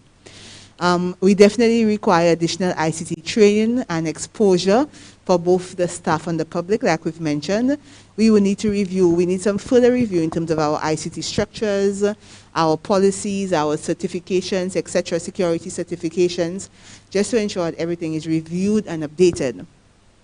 I think Mr. Louise spoke on it in terms of going forward. If we want persons to work from home, we know that government has various allowances. Do we consider perhaps at some point providing some sort of ICT allowance for key personnel? Because we're talking about mothers, fathers, children all at home using the internet, for which we had lots of issues where we saw persons because of bandwidth issues were not able to connect in. So do we look at these things? For the most part, ICT is really, I find in my experience, it's forgotten until disaster strikes. So it has really come into the forefront going forward in terms of what we are doing, and we're hoping that post-COVID we could really continue with that momentum. So as we know it now, the old normal will not work anymore. Okay, so we really need to see what it should look like. And what you're indicating that governments are now doing things that perhaps they never thought that they could have done online. And we need to ensure that we could continue to do so. The persons like ourselves who work in ICT will need to continue with the momentum that we've set. And however, we have now seen persons now moving towards that demand for government services online. Any kind of service, I think just that move of innovation. So persons now, they've experienced it. I could buy my produce online, I could buy stuff on, things that perhaps we never thought of before. And we need to ensure that everybody, that this continues. I wanted to touch on, although in terms of teleworking, some areas that as we move forward that we need to look at. And there's a report by Deloitte Insights which really speaks about flipping the orthodoxies in terms of what we know government or the public service to be like before and how it should be going forward post-COVID-19. So they look at workforce, and then we, again, line of sight where we always want to see the staff in front of us. But again, we've touched on it. Is that necessary? How do we, moving forward, how can we use ICT to ensure that the work gets done without actually having to see persons, in front of us? Service delivery. So before, persons with, we know government, we envision government where you have to walk into the office to actually get something done. But how do we move that forward so that persons can still have this personalized touch by doing it online? And that's what we're seeing with the moves to the DigiGov project. We're now providing you with the same service where you don't have to go in person, but you could actually do it online. So we need to move in terms of not being physically present to get it done. It is clear that governments are not and should not go back to business as usual, and that the way forward is definitely digital transformation. I think we've started to see it, and we know that it can deliver not only long-term savings and huge effectiveness gains, but into better citizen and workforce experiences. And lastly, in terms of going forward, I think, again, we touch on it in terms of policies. I think it is very important that we take a look at the teleworking policies. From an ICT perspective, we really need to document the agencies, what we envision it to be like, what is required, get this understanding of how it should work, and this would better be able to guide us in terms of what we need and how do we strengthen our infrastructure going forward. And of course, we need to have policies that consider, in terms of sensitive data, any special handling, because of course we always have this concern. Yes, persons may log into a secure network, but of course there must be consequences, because now you're in a different environment where you're dealing with data, where, you know, persons are around you. How do you deal with that information to ensure that the information is secure and it doesn't, you know, go out? So we need to look at, of course, security protocols on the end of persons at home and how we move forward. But I think that we are well on our way in terms of moving into teleworking. Thank you. Thank you so much for that, Mrs. Gustav. And so we now will be ending where we began with Mrs. Fiona Hinkson. Earlier on, she told us about the survey that was conducted. So in our remaining minutes, let's get an indication as to what those results are. And as concisely as we can, since part of the productivity is time management. We're on the home stretch. Thank you very much. Can you pass her the mic, please?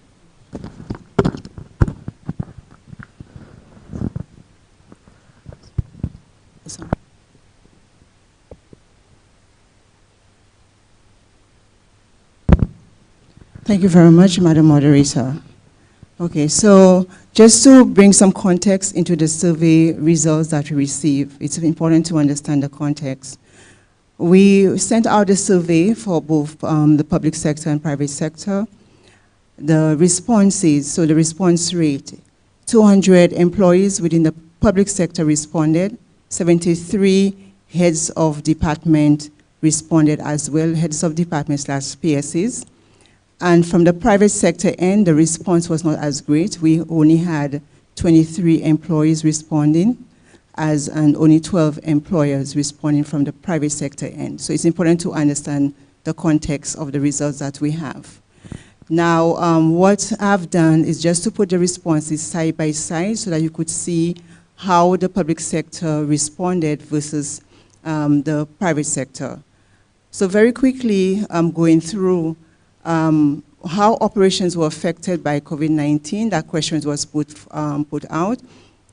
25% of the heads within the public sector said it was strongly affected, compared to 30% in the private sector. With regards to employees, 20% in the public sector and 52% of employees within the private sector. And so you have the other factors which I will not go through very quickly, but just to indicate that the results of the survey in its entirety will be made available to everybody. What were the coping strategies?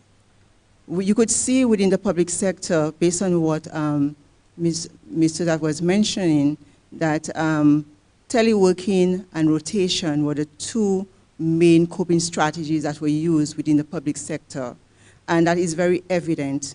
Within the private sector, they also made use of teleworking and rotation, but you had other strategies that were used. So you had 78% of employees indicating that persons were laid off, employers 50%. You also have a very high percentage, 60%, indicating that there was temporarily reduced employment, and also partial or full leave were implemented within the private sector. Preparation for telework. For the public sector, only 14% of heads said yes, they were prepared. For For the private sector, only 20% of employers indicated that they were prepared. So the majority of persons were not prepared based on the survey results. And you also have some persons saying somewhat. So maybe they probably had some, teleworking happening or something in between. Reasons for lack of preparedness.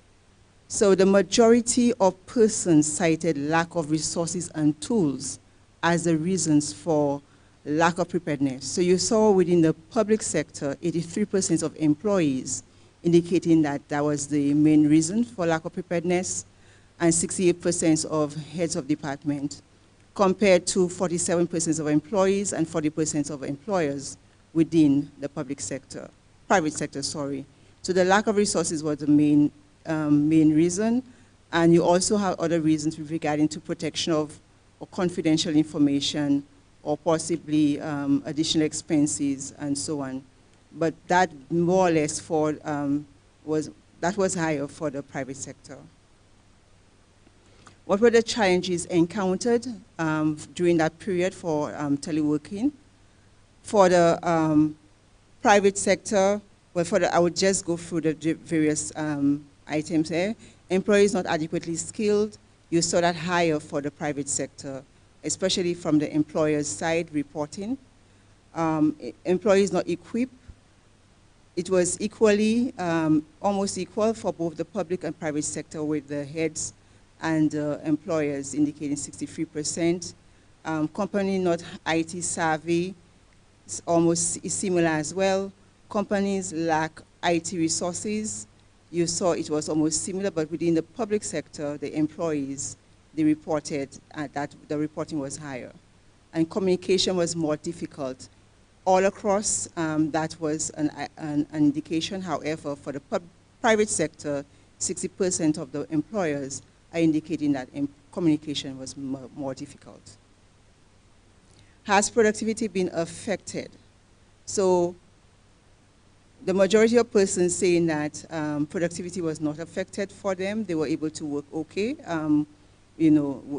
teleworking.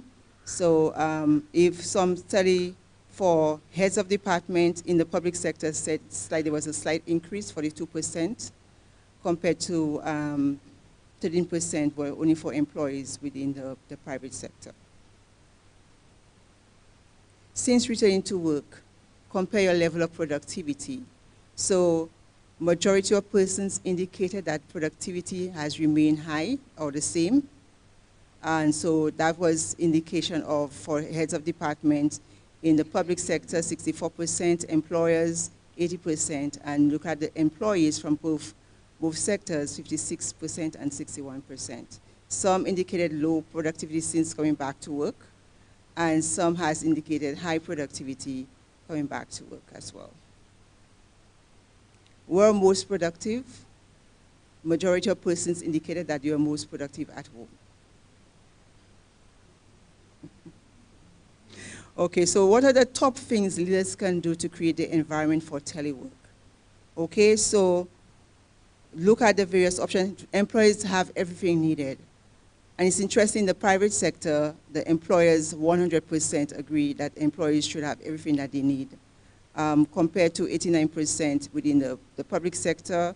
For the private sector, employees, 96% said yes, and 89% for employees within the public sector. Having work policies, guidelines, as we discussed, you need to have policies for telework.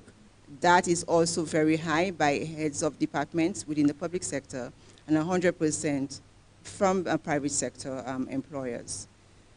The question of having a social virtual calendar to connect employees during remote working, that was very heavily supported by the private sector employers by 90%, compared to 68% for heads within the public service, and 63% for employees, public service, and 61% employees, private sector. Cultivate an environment of trust. You see that it was very high, the response was high all across. However, for the private sector employers, 100%. How do you prepare psychologically for remote work? Okay, and if you look at the results, I think what stood out the most is that you need to have a specialized place, workspace, sorry, and I think Mr. Luisi spoke about that. It's important to have that space, and 90% of the employers within the private sector indicate that, compared to 60% of heads within the private sector, the public sector, sorry. Other high response in terms of the other suggestions, you have the use of a planner. You also have looking at discover high productivity periods. And it was very interesting, there's also the exercise regularly, and that was heavily supported by the private sector employers as well. Allowances for work, and I know that Sharon did mention that in her presentation, as with other presenters. Internet, 70% of heads agree that there should be an allowance for internet within the public sector. 100% employers said yes, there should be an allowance for internet. Electricity, 47% of heads in the public service said yes, employers, the private sector, 80%. Childcare, 33% within the public sector and 20% employers in the private sector. No allowances. It's interesting that 11% of heads in the public sector said no allowances. Employees, 19% of employees within the public sector said there should be no allowances. And only 4% of employees in the private sector said there should be none, but within the employers within the private sector didn't feel that way, so I guess they all agree that there should be some form of allowances. Okay, so factoring childcare needs, especially looking at the blended learning with what is happening right now with our children and with our education sector. So the majority of the responses said we should grant flexible work arrangements. So that is what everybody is requesting. From the employer's side, from the private sector, 100% agrees that you should grant flexible work arrangements. 96% of heads within the public sector is saying that we should also grant flexible work arrangements. And of course, you have the employees themselves requesting that. Support parents, safe and quality child care. 60% of heads, public sector, yes. 40% of employers, private sector, yes. Promote good hygiene in and out of the workplace. And emphasize with each employee context. So that also, the responses were high on those as well. But the majority of respondents spoke to granting flexible work arrangements. Right, so this is basically the areas that we pulled out of the survey. There were many more responses, but these were the ones that I thought that would have been useful to our discussion today, and I think all were touched on. So just in conclusion, to look at the recommendations that were pulled from some of the responses, and of course, some of the discussions that we've had. Take advantage of the gains that we have realized, and continue to give staff the options for teleworking, greater flexibility, as well as what is happening currently due to the ongoing crisis. Let telework be a part of a general alternative work arrangements, not just telework on its own, so that all staff can be brought in as a way of motivating everyone. Provide the necessary tools, equipment, resources to make teleworking effective.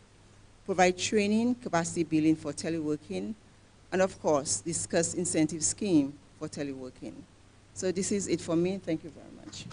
Thank you so much for the results of that survey there. As we come to a close, we want to just go to the floor. I know that there was a question comment with earlier on, and yes, thank you so much for not forgetting the thoughts. Hi, thank you very much. It was a wealth of knowledge shared, and I'm sure everyone does appreciate the effort that went into preparing those presentations. Thank you so much. My comment has to do with the size. It was mentioned, St. Lucia, we only have our small economy. And I just wanted to make a comment on that, given our situation now with regard to the global economy and like the orange economy now. To me, we don't only have St. Lucia. Right now we have the world. We have persons getting opportunities in countries that are not located in St. Lucia or even the Caribbean. Bill Gates has sent most of his staff, if not all, home and told them that they will be working permanently from home. So to me, that is an opportunity. I'm seeing that with regard to social media platforms. Persons can now become content creators. They have that opportunity now, but it's the proper legislation and regulation that has to be put in place to make those opportunities truly available for us. So that is the comment that I would like to make. It is not St. Lucia, it is the world. Thank you. Thank you so much for that. Great shift in thinking. Anyone else from the floor? That's it? One other person? That's it. Okay, from the floor. So I want now to just turn quickly to Mr. Brian Louisi, the Chamber of Commerce. A lot has been said, partnering between the private sector, the public sector. Just your closing thoughts, Brian, because you did have some responses to some of your thoughts in your presentation. I'll give you a minute so you could have a closing thought. I think my closing comments would be that I really do believe that we approach challenges like the good carpenter. Good carpenter measures twice, cuts once. And so I think we need to analyze, evaluate, assess, and then make the best decisions that we can. I think there are lots of issues that have to be taken on board. We can't wait for analysis and do nothing. And to finally say, the issue of size was not necessarily making that point. The point I want to make is that the economics of size, I don't think it has been well enough studied, and I don't think people understand the implications of size. Simple thing, when you design, you don't design for 180,000 people. You design to an international standard. And who pays for that design? 180,000 people, versus when you do the design in a bigger country, and who pays for it? It's 1 million people. So the per capita cost of our decisions are greater for us. And therefore, that's why I say, be the good carpenter in all the policy that we do. Let's measure twice and cut once. Thank you.